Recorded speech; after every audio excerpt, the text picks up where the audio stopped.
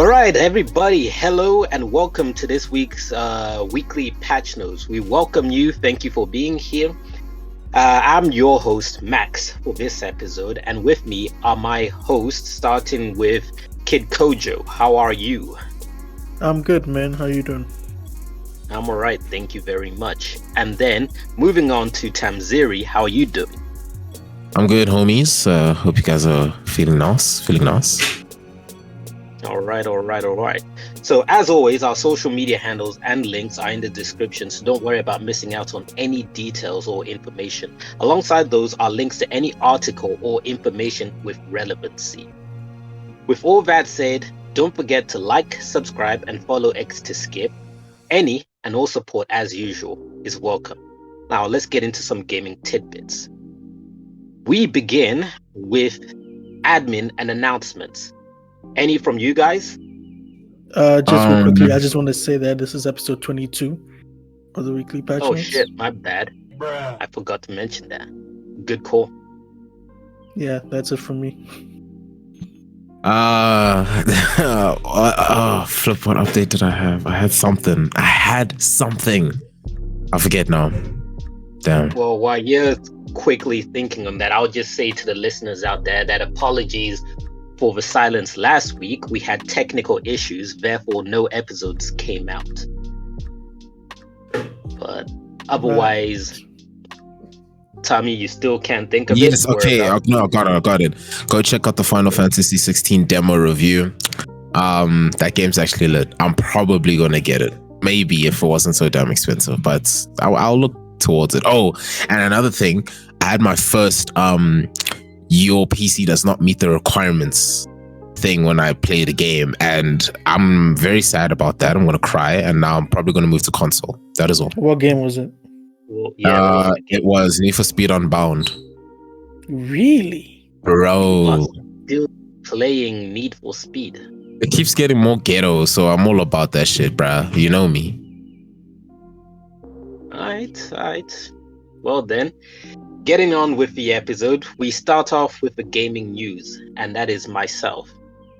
So I want to start off this segment talking about the court case between the FTC and Microsoft. At the time of recording, the case is ongoing. So I just want to say that I'm specifically not going to get into details of the proceedings, but wait until everything is finished to talk about. Because if we talk about it now, by the time this episode goes live, a lot of things I would have said would be outdated, and there would have been a lot of information which have happened which I don't go over. So I'd rather wait, let all of that finish, and then discuss the ramifications afterwards. I'm just mentioning that out now to let people know the case hasn't been overlooked, because some of you might come pouncing on us saying, yo, you didn't talk about FTC versus Microsoft. That's the reason why. It's ongoing at the time of recording. We're letting it cook and finish, and we're going to dissect the meat. So moving on, I want to talk about Tim Howard of Bethesda had an interview with Kind of Funny Vids where he I'm sorry, who? Todd. My bad.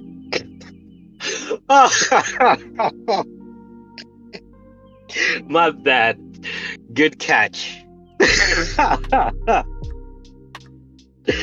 I don't even know where that came from. Maybe Tim Cook from Apple. I don't know. Or I should just give him the nickname I usually give him, God Howard. God Howard of Bethesda had an interview with Kind of Funny Vids where he revealed more info on Starfield.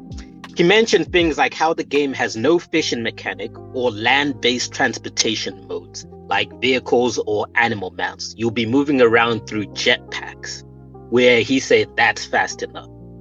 For the full picture, I recommend people to go to Kind of Funny Vids and check out the full interview for themselves, because I don't want to take away from the work they're doing. I would rather redirect people from there. But God Howard also said that the game is going to be a modder's wet dream. And I'm not surprised with that description, although I added the wet for emphasis. But I'm not surprised to the description, because Bethesda usually release games buggy and unfinished and let the modders complete their games for them. Then in other news, the final bit of news for this segment. Reportedly, E3 has been cancelled for 2024 and 2025. This is according to the Los Angeles City Tourism Board of Commissioners. And how they would know this information is because events have to be locked in advance. So the E3 organizers are claiming no such thing has been set in stone as of now. But these guys are claiming no, usually they lock in these dates and they haven't with us. So people are speculating, is E3 really dead? Me, on the other hand, I'm saying if you ever needed more confirmation on whether or not E3 is dead, I think this should be enough to tell you where the event is at. And that's all from me for the gaming news. Do you guys have anything to share with us? Nah, nothing from me. Nothing from me either. All right, smooth and clean. So we move on to the gaming corner. Kojo, please take it away. Okay, let's talk about the releases of the week. We have quite a few, well, not a lot. Yeah, just a few. All right. First, we have Aliens Dark Descent, released on PlayStation 5, Xbox Series, PlayStation 4, Xbox One, and PC. Released on June the 20th, 2023. Currently sitting at a 75 on Metacritic.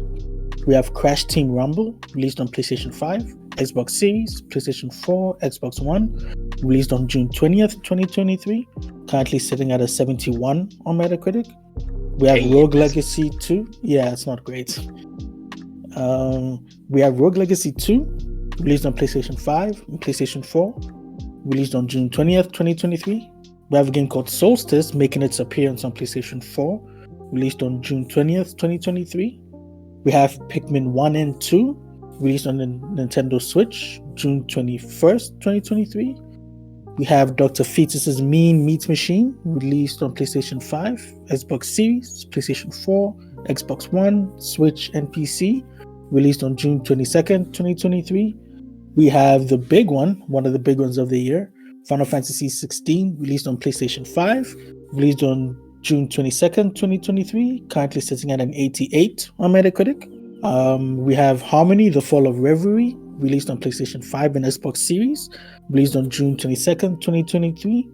And we have Sonic Origins Plus, released on PlayStation 5, Xbox Series, PlayStation 4, Xbox One, Switch, and PC, released on June 23rd, 2023, currently sitting at an 80 on Metacritic.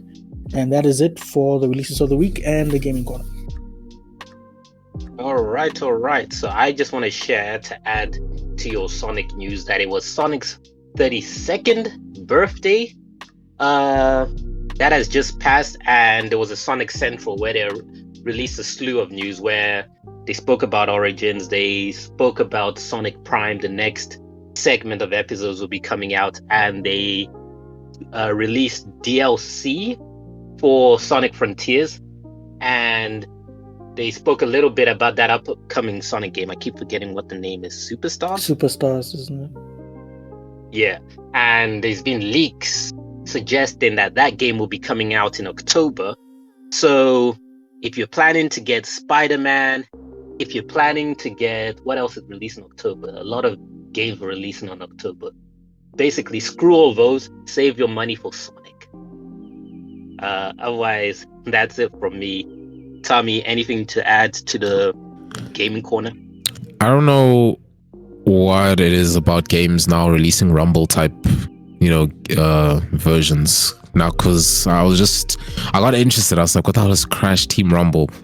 It sounded like Crash Bandicoot, and I was right. It's Crash Bandicoot Rumbleverse type Super Smash Bros. So yeah, we'll see how this goes. Maybe it's going to be another server that shuts down. Who knows? Probably will be. People aren't interested in a Crash Party game at the time. They're more so interested in mainline series. Exactly. But all right. So everybody who's listening in or watching this, just a quick reminder to like, subscribe, and follow so we can get this show to more people. I'm your host, Max, and with me are Kojo and Tommy. So let us keep this conversation moving. And we go into the next segment to talk about Twitch/YouTuber /content creator news. I guess we can throw in Kick to that.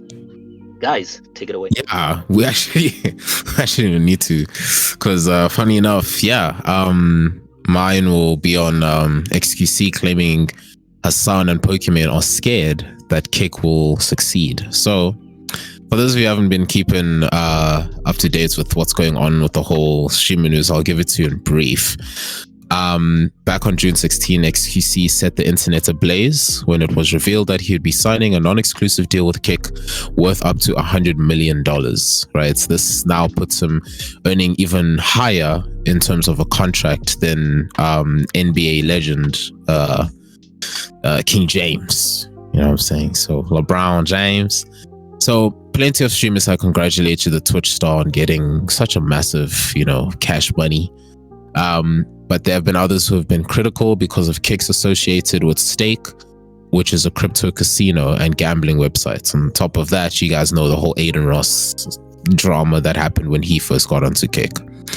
So Pokimane was one of the vocal critics of Kick, saying that she wouldn't even make the move for $10 million, as it would compromise her morals and ethics. Hasan Piker also expressed his skepticism, suggesting that Kick would face heightened scrutiny from both creators and the media now that it was signing larger and larger talent. So then xQc came out and he said, he spoke about the backlash, saying that the two other streamers have expressed about the deal in his most recent, so he expressed about it. Okay, so let me give you a different timeline. So in a stream on June 22nd, right, xQc was watching Hasan's recent stream where he talked about Moist Critical, talked with Moist Critical about Felix's deal with Kick, Felix being xQc. Hasan and Moist Critical were discussing their thoughts on Kick offering streamer contracts, and Moist had previously described Twitch as being a sinking ship, after you guys know all the different Twitch stuff that's been going on. After finding out about xQc's contract with Kick, whereas Hasan was worried about Kick's connections with Stake, the crypto gambling shandies. Right? So reacting to the conversation live on his stream, xQc then argued that Hasan, as well as Pokimane, are simply just scared of Kick becoming a successful platform. So then xQc basically said the only reason that they're talking shit is that they realized that, holy fuck, it might actually work. And that scares them, right? Because if this shit fails and they pull the plug, all they'll have is their morals and ethics in their hands and fucking nothing else, and not on a platform to brag about it anymore. Empty hands, morals, and that should be enough for you. Morals and ethics should be what you care about, right? Not what it comes with then. But it seems like these guys, they want to dip their bread into the sauce, and they want to also eat it right then and then. And there's a chance that they might not be able to do that. And if that stuff fucks up, then, it scares them. So they're afraid, and I'm not going to say, oh, hey, just because they're broke, I'm not going to do that. Actually, I will. Yes, they are scared because they might become broke then. So this is what xQc said on his stream. So yeah, there's more to see on that. So what's going to happen right now, you guys can actually go follow the Twitter feud. You can just go check Pokimane's latest tweets. You'll find some there, Hasan's, you'll find xQc, and now even the likes of I forget, someone else joined. Asmongold has also now joined this fight as well. So it's interesting stuff. But yeah, we'll provide updates when we have them. That is my piece. I'd like to add that there's a streamer called Bruce Ray who put up a tweet which got a lot of likes and a lot of views. To put numbers into that, it got 25,000 likes and 3.6 million views, since Twitter shows those now. A dude called Bruce Ray, he tweeted, multi-millionaire streamers who've been streaming for 10 plus years mad that young streamers are taking the same deals they took with Twitch but on a different platform. That is true. Somebody was like, drop names, and he said Pokimane and Hasan and tagged them. I love the bravery, but yeah, it's true. Yeah, and then on the thread, a lot of people was putting up old video footages of Pokimane basically being hypocritical to talk about ethics. Dude, the video, like, I urge any of you to please go watch the video. Like, oh my gosh, Pokemon. I don't know, because I just hate every time she calls something cringe. Like, I feel low key she doesn't really know, like, fully understand the meaning of it, because I mean everything's just cringe to her basically. But yeah, I don't know. Some people are just sad because I honestly just think it's a contracting thing. Yeah, and then other people are just saying this is just millionaires fighting amongst themselves. Why should we care? Yeah, exactly. We're still going to be broke regardless. Yep, and we're still going to be paying to watch them regardless. Yeah. But yeah, that's me. Kojo, what you got? Yeah, I just think that whole Twitter thing is just ridiculously stupid. But that's just me. Okay, let's talk about. I've got a few things to talk about. First of all, let's start off with the sad stuff, and we'll get to the happy stuff. Sad stuff. So, Turner Tenny, also known by his gamer name Tifu, dropped a bomb on the 20th of June 2023 in a video called Goodbye, where he pretty much announced that he was stepping away from gaming and streaming. This video is a 39-minute video. I urge people to go watch it because it's a very nice video, well put together, well edited. It's like a trip down memory lane. He talks about his life, and there are a lot of clips from different periods of his life, how he got started to where he is now. And he just spoke about it. He's burnt out now, and like he hasn't been living his life, and he wants to go live his life now.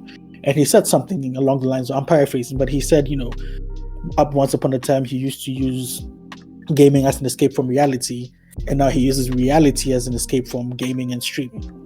And I was like, damn, spitting. That's deep. So Tifu, bro, like he's yeah, and he was usually known for Fortnite, like way better than Ninja at Fortnite. Oh yeah. I watched the video, bro. Just checking his age, because I just feel people need to. I feel like saying, "Oh, I'm stopping my stuff" is dramatic. You can just say, "Hey guys, I'm burnt out. I need to take a rest from all of this. I'm going to step away and have an indefinite break until I start recharging my batteries." So this is not me saying goodbye, but this is me taking a tactical and necessary break. There's something interesting that I read about. Oh, sorry. Where someone said usually when streamers say that, because I mean, if you really think about it, someone really needed to take a break. All they would have to do is put out a tweet saying a few words and then just dip, But someone said, and obviously it's very controversial, you guys can tell us in the comments what you think, that when streamers make a huge video about their, departure, it's basically them asking us for paid leave. They're like, hey guys, I don't know when I'll still be back. So you're going to still get those people who are still going to support the channel, even when the streamer or content creator is not putting out content at all.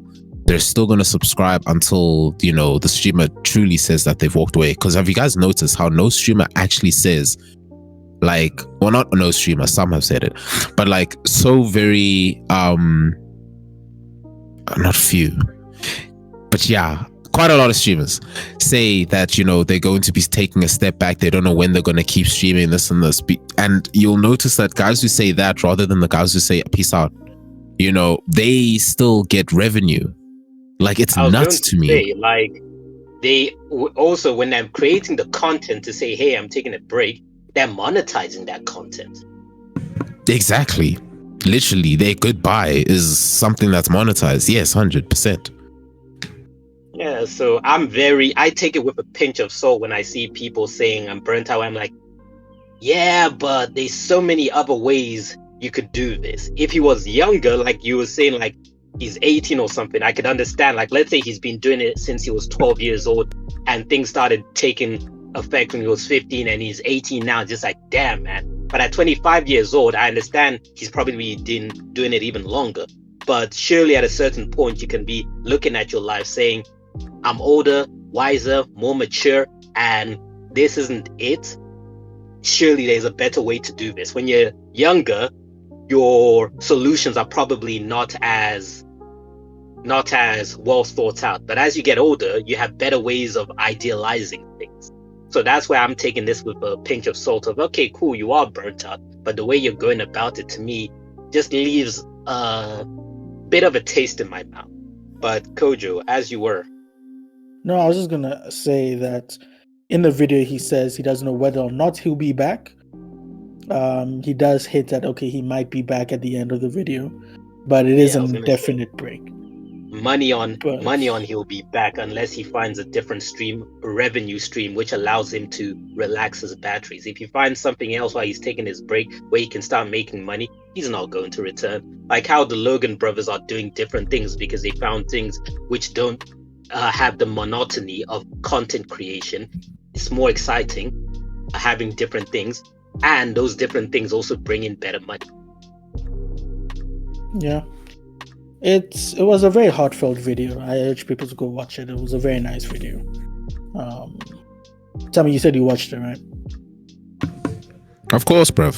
Yeah, it was a good video. It was a very good video. But yeah, that is it from the Tfue side. Now, moving on to some happier news. Let's talk about Smosh. Now, I don't know if any of you guys know Smosh. Tommy? Yeah, dude, of course. Maxwell?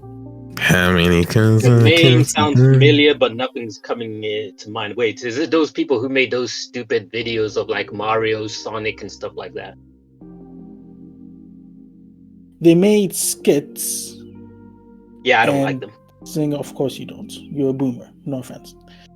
Nah, their skits were never fun. But yeah, let me give you a quick speed run. I might get some things wrong, but I think I'm mostly right. Let me give a quick speed run to who Smosh are. So, in 2006, when YouTube was still, a budding seed, I guess, these two high school friends, or school friends, Ian Hecox and Anthony Padilla, opened up a channel on YouTube called Smosh, where they post their skits and also things like the videos really blew up for them, where their Mortal Kombat lip syncing videos and the Pokemon theme song lip syncing videos. Those blew up along with their skits. They blew up over the years. The channel just kept on blowing up. It got to a point where they were actually at one point, for a significant period of time, they were the most subscribed channel on YouTube. Fast forward to 2011, I believe it was 2011, a company called Defy Media approached them and said, hey, we want to purchase Smosh. In return, we'll give you stock in the company, as well as we'll allow you to do a lot of things. And they looked at it and were like, okay, cool.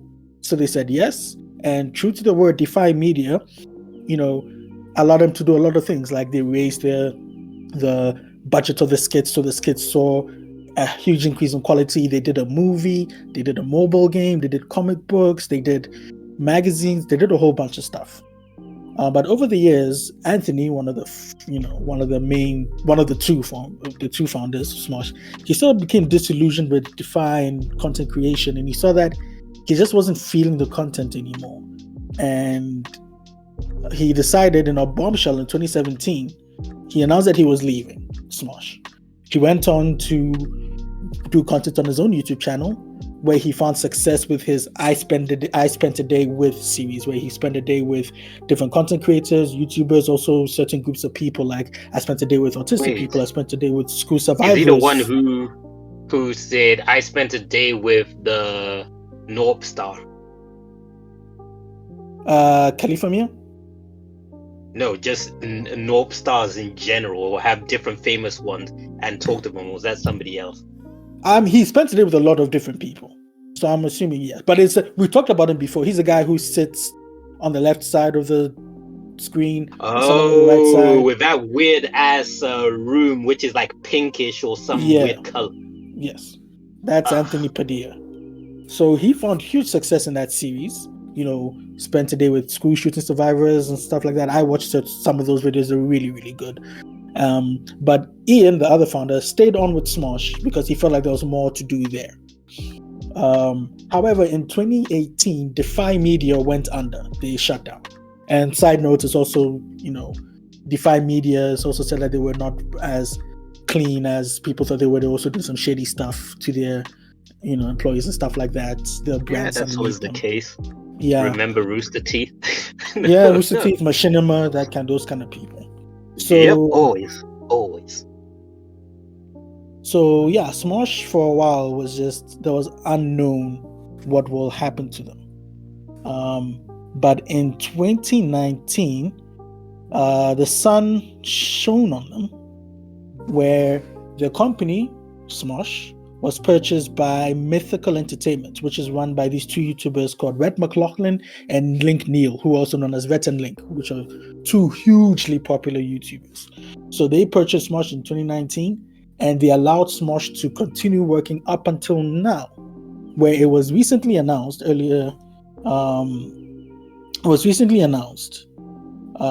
articles came out earlier this past week that Anthony is back at Smosh, back with Ian. And not only are they back with Ian, they back together.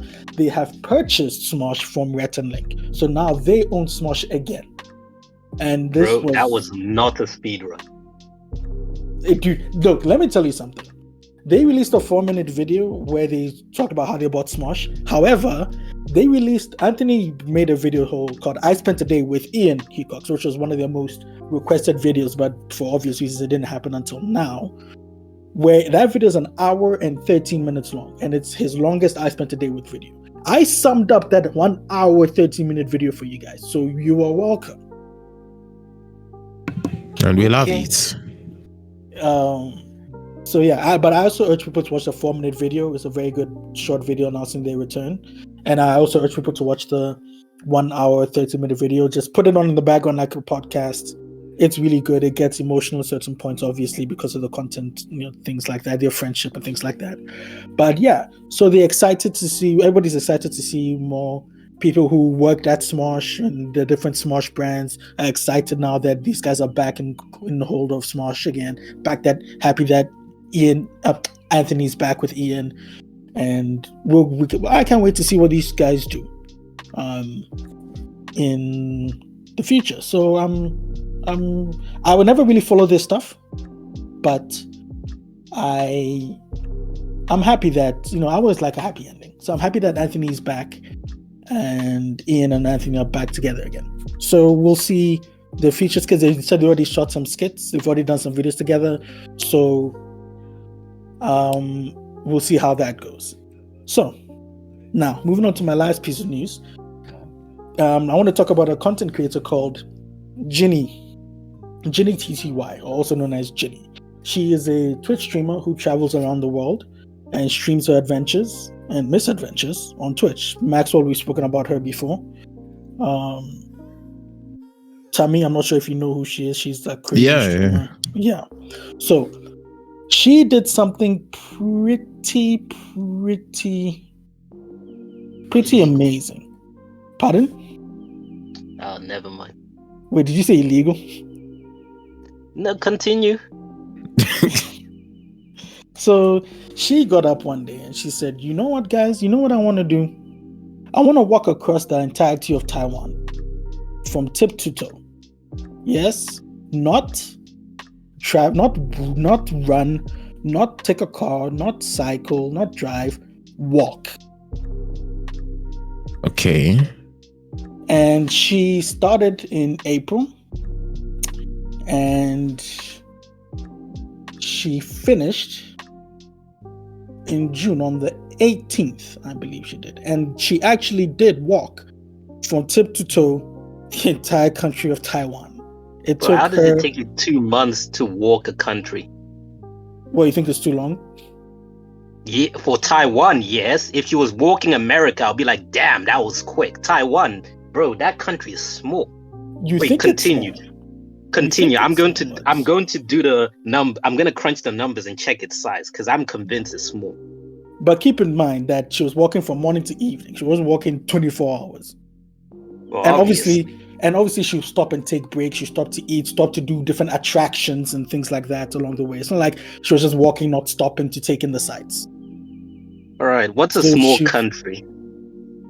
Ghana. No, that's not a small country. Isn't Bolivia like really tiny? I could be wrong.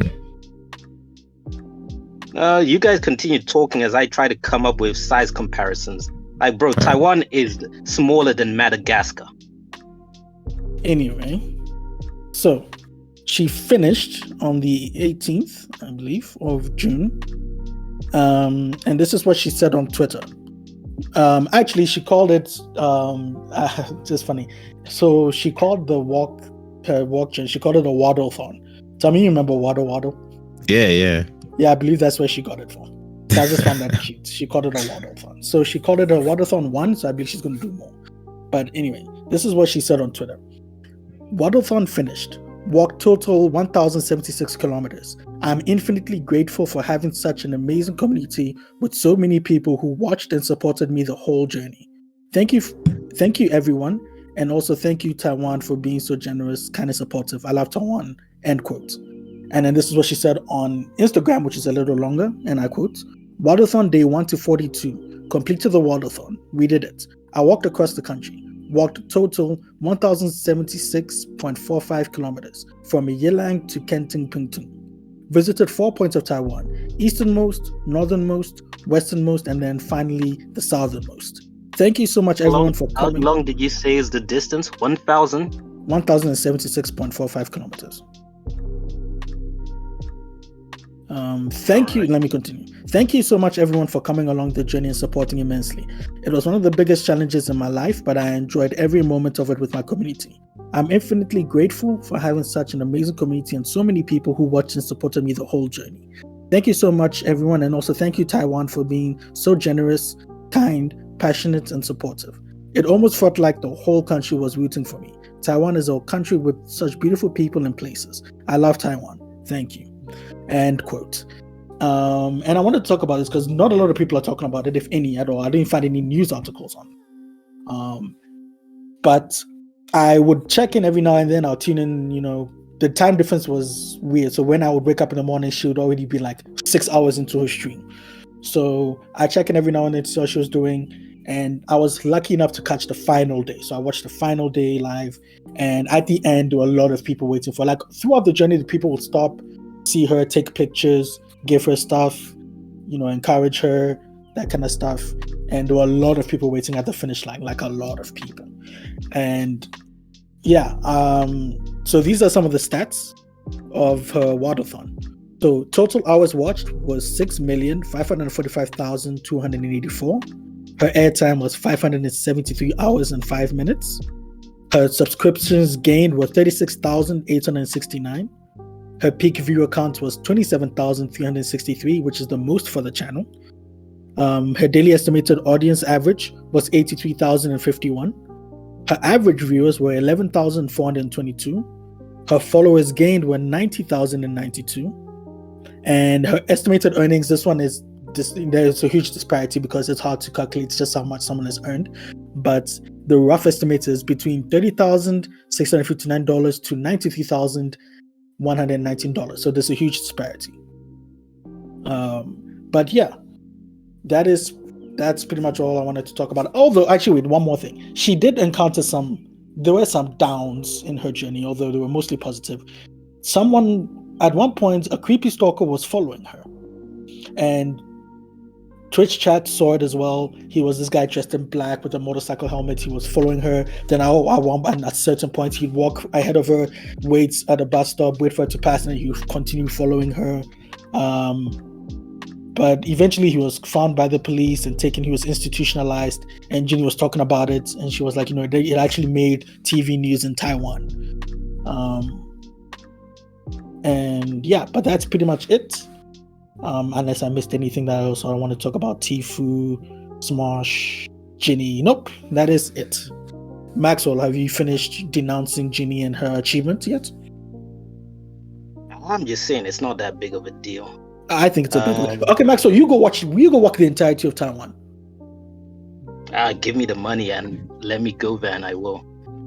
But I just want to say that when are these streamers going to learn about giving? It's like a give or take relationship with streaming. You're there wanting people to watch you live, but the problem with people watching you live is that they can now go up and do weird things live. Like, hey, I'm in so and so right now, having a meal or checking out this place, and then weird people come to your location to check you out, especially if you're female. I find that very odd that there are people out there who are very comfortable with devolving their location and information like that. Divulge. Because I'm of the opinion that you're better off, obviously, since you're live streaming, you can't do this, but you're better off doing something, recording the thing, and then after the fact, announcing it, saying, hey, I've got a video coming up where I'm going to do this. And then you release out the video because it's already been done. So people weren't there planning on plotting on you. Like how we get all of those live streamers in Asia who are getting attacked during a live stream and potentially some of them ending up getting killed. Yeah, I get that. But those, what you described are travel vloggers. They're travel live streamers. I understand your whole thing of safety. Pardon? Isn't that what she does? She shows She's her not travels. She's a traveler, but she doesn't necessarily do video vlogs. She live streams. What's the difference? Oh, you're saying about the people who posting after that's vlogging. Yes. So people who go record and then put their videos up, like abroad in Japan. You know, abroad in Japan, he vlogs. Yes, but then that's what I'm saying. That I understand the nature of live streaming is different, but I just would never be comfortable with it. By the way, I just want to say, as a final thing of how small Taiwan is, can we all agree that Portugal is a small country? No. I mean, I don't know. There are a lot of people there. It's not about density. It's about length. Taiwan is smaller than Portugal. Taiwan is smaller than the Netherlands. So it's not a big country. Anyway, if you told me she walked South Korea, I'll be like, damn. Okay, well, now that Max has shat on someone's achievements, I'll put it on recording right now. One day, when I have the funds, I will walk twice the distance of Taiwan. It'll never happen. In a lesser time. It'll never happen. Anyway, You're gonna die. If you don't live stream it every day, I don't believe you. Now, and the thing is, have you ever seen a live streamer and their get-up that they have to carry and the things that they carry on their bodies? I don't think you have. Not a live streamer. I've only watched vloggers. Exactly. Bro, they have like so many things, bro. Battery packs in their bags. Backpacks. Anyway, she carries a drone. She carries the story along because I've already said my piece, which is if ever the finances are available, right here, it's been recorded. I will walk twice the distance in less the time. Right. Anyway, tell me, what do you think? I mean, GG's, and even with the whole live streaming thing, to add on to what you guys said, I think the reason why they feel so comfortable doing this and don't really feel too much of a danger, is because for some odd reason, streaming something or like any incident that happens to you can kind of go a long way. I mean, hell, that guy probably would not have been arrested that day or actually stopped or whatever. He would have claimed another victim. But live streaming, man, it's like even me. I once like recorded a cop who was trying to swindle me, out of a ticket. Dude got afraid, and I was just like, dude, I'm gonna risk going to heaven. You know what I'm saying? I feel like that's different. You've got a person who's got a job, who is in a position of authority, who's jeopardizing himself, as opposed to a loony who you have no idea what their background is, who was potentially maybe a day ago about to off themselves, or they have a spree of doing things which get them into trouble with the law where they don't really have much going for them. So it's like, hey man, if anything goes wrong, then what's new for me? Because people die on streams, let's not forget that. Oh, facts. Yeah. People get hunted down, bro. Yo, it's real. Yeah, so I give kudos about the whole streaming thing. Like, I would not be comfortable with doing live streams. I'm just not comfortable like that. I give kudos that.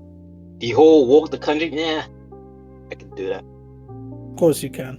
I am so eager to see you do it. It'll never happen. But anyway, that is it for my segment. All right, so moving on to the next segment, because I never really have anything to contribute to the content creator news. Esports. Tell me, what do you have for us this week? I don't really have much, I mean, to cover a lot of it is just going to be updates on current tournaments that are still going on. So until there's like a milestone, something huge, then I got y'all. Yeah. But I'm sure Kojo's got something. I was gonna say, like, let's wait for the tournaments to end to start waxing lyrical. Then I get too like biased on a team or something, and they get knocked out, and it's like, oh shit, I'm sad. But we'll see. Kojo? I've got one thing. So the Call of Duty League, or CDL, for 2023 has ended. It ran from June the 15th to June the 18th, and the two teams that were facing off for the $1 million prize money in the grand final was the Toronto Ultra and the New York Subliners. And the New York Subliners won convincingly. They won 5-0. It wasn't even close. It was a complete sweep. And people thought like Toronto Ultra were the favorites going in, but New York were like, nope, it's not gonna happen. And they completely swept Toronto. It was bad. I watched it. It wasn't pretty. What was the venue? The venue was in Vegas. Yeah. So the members of the Subliners are Skies, Hydra, Kismet, and Priester, and Kismet walked away with the finals MVP. So yeah, shout out to New York Subliners. Congratulations on your win. And that is it from my esports side. All right, cool. Max, do you have anything to share? Nope, never do. Going into the discussions, do you guys have anything you want to discuss? Me, I'm empty. Not really a discussion. No. Yeah, it's really not actually a discussion. Kojo? Nothing. Kwang. All right, then I just want to say I'll David Goggin that shit of walking between countries. I'm just saying. You what? David who? You don't know David Goggin? He's gogging these nuts, I know that. You need to get yourself learned. Look him up and be amazed at what this guy does. Get motivated and feel inferior at the same time. Oh shit, Boris, okay. Oh yeah, he's hardcore. I don't think there's many people out there you can compare him to. But anyway, going into the news blitz to close everything off. So we have short news blitz starting off in a bit of news where gaming intersects with reality. A game called Iron Lung, or Iron Lung, however you want to pronounce the word iron, has seen increase in sales as interest in Ocean Gate's Missing Submarine. For those who don't know, the whole Missing Submarine video game controller, the company is called Ocean Gate. Some people are making a joke about how it's fitting, because, you know, how we tie the word gate to scandals. But increase in the game has increased. The developer of the game feels bad about it, that there's more eyes on this game due to this tragedy. And then also in relation to this, modders have been adding the submarine in games like GTA. I don't know whether to describe... I saw that. So I don't know whether to describe these as tasteless or just shrug it off as, you know, expected gamer behavior. And lastly, in more tasteful news, those that like Easter eggs in games, if you own the Burning Shores DLC to Horizon Forbidden West, there's a memorial to Lance Riddick in the game. I'm not going to say the location of that. I'll just let you guys traverse the map and find it for yourself. Otherwise, yup, that's it. Yup. You guys want to close off with anything? Say it now or forever hold your peace. Nah, I'm all good. I just want to add on to the Iron Lung thing. Completely not. It's not related to the Ocean Gate thing, but the creator David Szymanski is working with Markiplier, Mark Fishback. Everybody knows Markiplier, and they're making a movie. about the game Iron Lung. So there's a teaser on Markiplier's channel, and Markiplier announced a while ago that they finished filming. So now it's just the editing and all of that. That was the thing they were working on. I'm assuming so, yes. Small world. Look at that. Everything makes a perfect circle. Yeah. But anyway, that's even it. Tragedies. And that's it for the show. Thanks for joining us on another episode. Make sure, once again, that you like, subscribe, and or follow for more, whichever is applicable to your preferred platform. Otherwise, if you have any comments, suggestions, or just want to say hello, you can do so in the comment section. Thanks again for joining us this week. We'll catch you again next week when we have more gaming tidbits. And next week will be a doozy where we'll be going blow for blow on the Microsoft versus FTC hearing. And that's it. Peace out.